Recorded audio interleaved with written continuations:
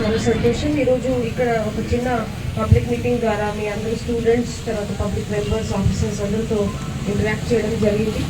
ఇంతకుముందు అందరూ district officers తర్వాత ఎస్పీ గారు కూడా different aspects of this problem గురించి మాట్లాడారు. స్పెసిఫికలీ అది సోషల్ ప్రాబ్లం గురించి, తర్వాత పర్టికులర్లీ మన జిల్లాలో ఎట్లా సోషల్ కండిషన్స్ వల్ల ఎట్లా ఈ ప్రాబ్లం ఇప్పుడు స్టార్ట్ అవుతుంది. బేసిక్గా ఏమంటే మన అందరికీ తెలిసి ప్రపంచంలో ఈ ప్రాబ్లం అయితే వైడ్ స్ప్రెడ్గా ఉంటుంది. బట్ మన జిల్లాలో ప్రతి జిల్లాలో అండ్ ప్రతి టౌన్, ప్రతి విలేజ్లో డిఫరెంట్ లోకల్ అయితే ఒక రకాలు. But at the same time social awareness, especially that type of మనం ఒక సోషల్ మూవ్మెంట్ స్టార్ట్ చేస్తే definitely this type of social menace మనం ట్యాకిల్ చేయగలుగుతాము. ఐ రిక్వెస్ట్ దట్ ప్రతి నెల ఎనీహౌ మన official meetings through narcotics, anti narcotics bureau మనం నిర్వహిస్తూ ఉంటాము.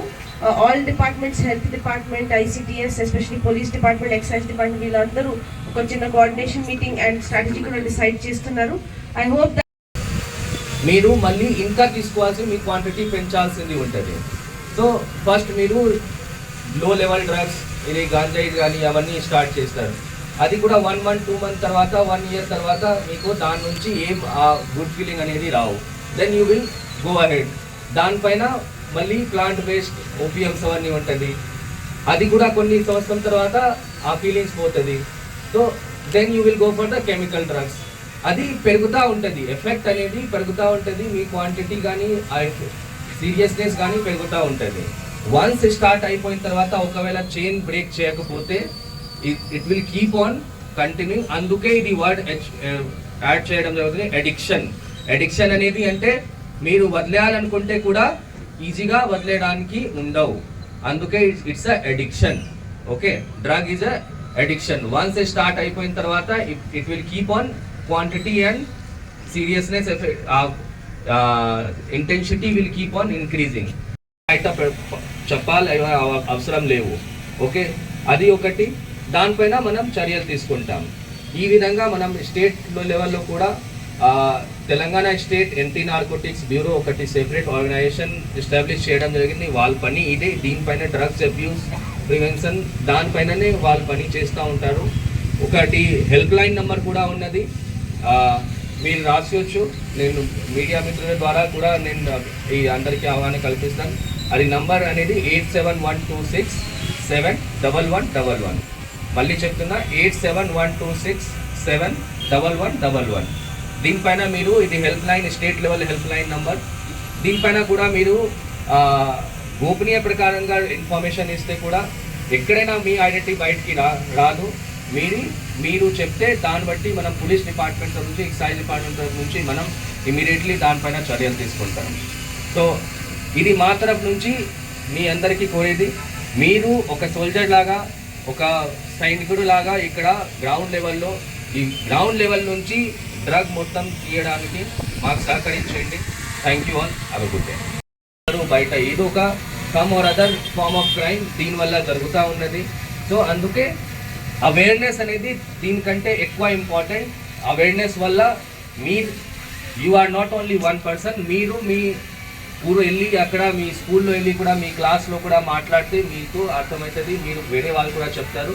అండ్ దానివల్ల ఇంకా ఈ సందేశం పెరుగుతూ ఉంటుంది. And you can stop and you can be a soldier against drug abuse and drug spread.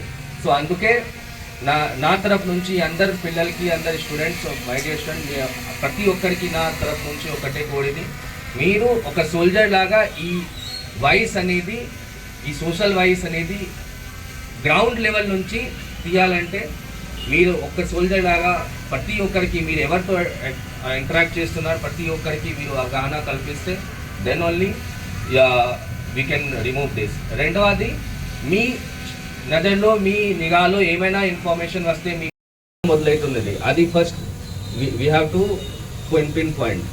ఇప్పుడు మన ఊర్లో, ఈ స్కూల్స్లో, కాలేజెస్లో ఈ పియర్ ప్రెషర్ అంటే మన పక్కన వాళ్ళు చేస్తున్నారు, ఆయన చాలా మంచిది, మంచి ఇంతకుముందు డిఎంహెచ్ఓ యూఫేరియా ఒకటి మంచి